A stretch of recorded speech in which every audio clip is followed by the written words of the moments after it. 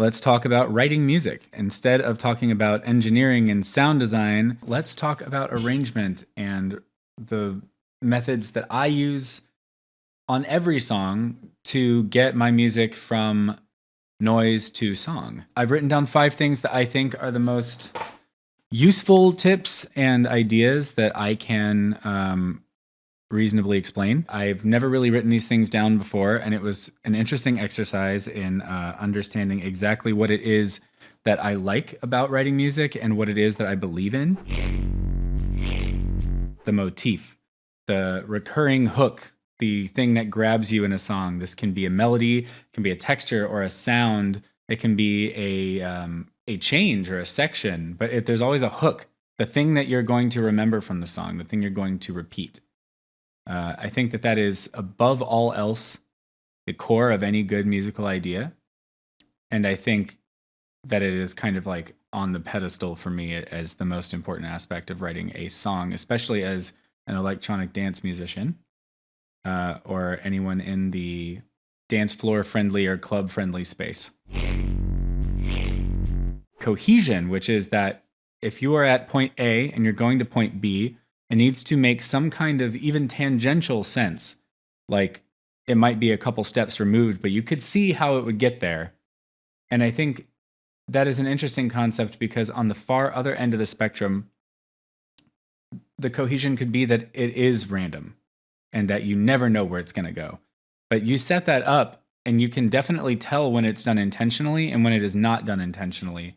And so setting yourself up to be able to express that without someone just going, this sounds like a bunch of garbage. You'll go, oh, they're doing something with this. Like this is a concept. So cohesion is very important. All the sounds should make sense in some way or distinctly not make sense, but they should never be right in between. I strongly believe in subversion. I think that music that is subversive is the most exciting. I love my expectations to be completely shattered every time.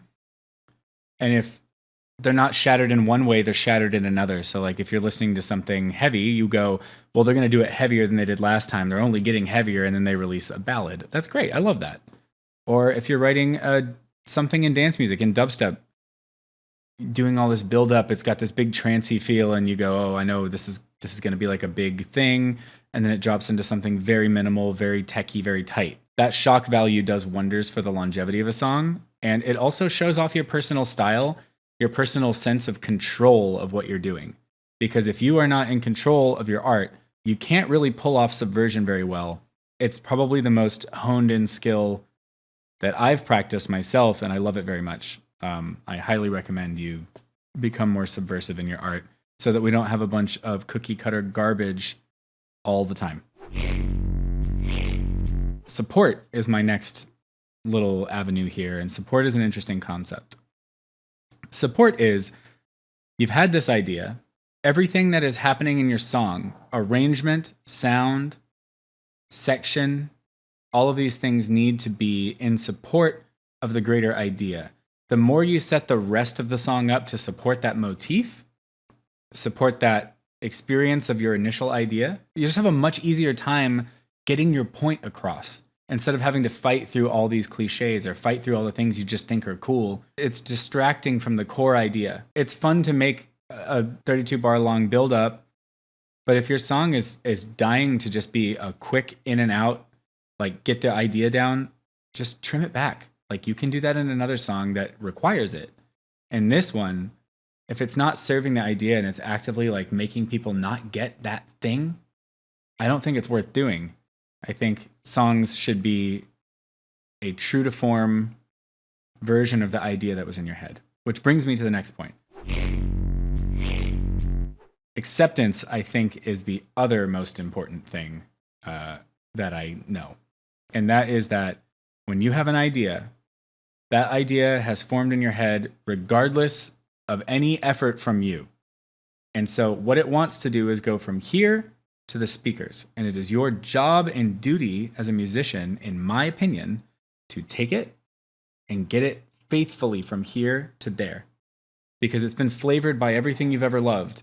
And it's already seasoned and it doesn't need anything. You just have to get it from here to there accurately. And to do that, you have to trust your intuition, and you have to believe that what you heard in your head was worth doing, worth exploring, and worth fighting for with your time, your energy, your money, all of these things. If you do that and you follow those ideas exactly as they come, you will reach levels of fun and creativity that you haven't. And I think the day that I started leaning into trusting my intuition, I've made more fun music than I've ever made in my life combined. And I think I'm always feeling fresh. I don't feel like I'm rehashing or retreading. I don't feel stale, because your brain is always thinking up really wacky ideas, and you should trust that your brain knows what it's doing. You know, we're musicians. We invent things out of nothing, and that is really fucking cool. I don't think that we should spend all of our time with all this cool inventing, then going, oh, but the crowds want this, or so-and-so is doing this, or this is what's popular right now. Like, don't worry about it. If it's not popular now, maybe one day it will be, and people will go, hey, remember this was way ahead of its time. Be ahead of your time. Being ahead of your time is wonderful. Like, most musicians don't like the time they're in the first place. So just let it be what it's going to be. Trust that it's going to be awesome. Make it awesome, and develop the skills to do that. I think it'll really serve you, and I think it'll serve music as a whole, which is what we're all here for, in my opinion. We're here to serve the art and the life of making art, and serving that is my life's dream. So why would I taint what's already good? Hopefully these tips help you feel like you can write more fluidly and more assuredly, because I think they all kind of boil down to your ideas are worth it. If you have one, try it the whole way, and then make your changes. But try it the whole way so that you're not always wondering like, I wish I could go back and do it the way I really wanted to do it. But yeah, thank you so much for spending your time here.